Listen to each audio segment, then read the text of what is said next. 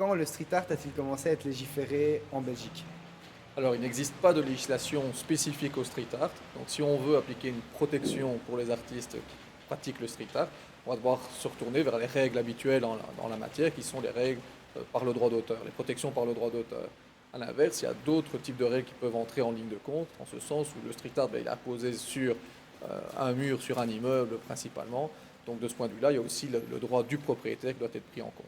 Donc, si on regarde le droit d'auteur d'un côté et le droit du propriétaire de l'autre, ce sont deux droits qui ont une valeur strictement identique. Donc on va pouvoir les faire prédominer l'un sur l'autre. Maintenant, il y a une particularité par rapport au street art, c'est la démarche illégale qui est encore souvent, qui fait partie de la démarche artistique en tant que telle de l'artiste.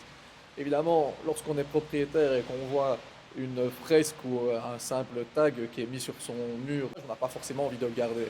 Donc là, le, l'artiste ne va pas pouvoir revendiquer une protection de sa création.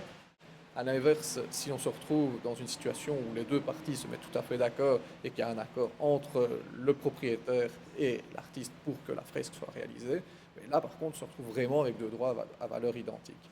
Et dans ce cas-là, l'œuvre est protégée en tant que telle et c'est le propriétaire lui-même qui ne peut pas porter atteinte à l'œuvre et qui ne pourrait pas non plus la détruire. Selon vous, ce côté illégal définitoire existe-t-il encore à l'heure actuelle?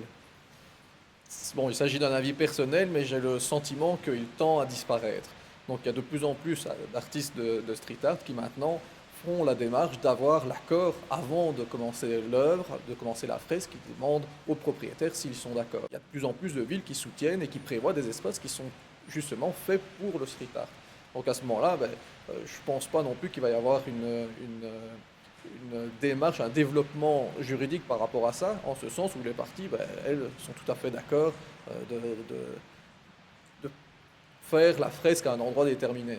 Là, il n'y aura jamais de problème. Par contre, si certains artistes et certains attachent beaucoup d'importance à l'aspect illégal, ils continueront à le faire, mais évidemment, alors la protection qu'ils vont pouvoir en tirer sera moindre qu'un artiste qui aura fait ça dans les règles de l'art, si j'ose dire. Et donc, l'avenir des lois sur le street art pour vous? À mon avis, à partir du moment où on applique ces principes-là, on n'a pas besoin d'une législation spécifique pour le street art. Il n'est pas impossible, par contre, que certaines communes, à nouveau, ou des villes, pour soutenir davantage le milieu, prennent quelques règlements ou des règles spécifiques pour encourager en réalité la démarche dans un certain cadre. En dehors de ça, je pense que les règles de protection par le droit d'auteur, en tout cas, sont tout à fait suffisantes pour les artistes de street art comme les autres artistes.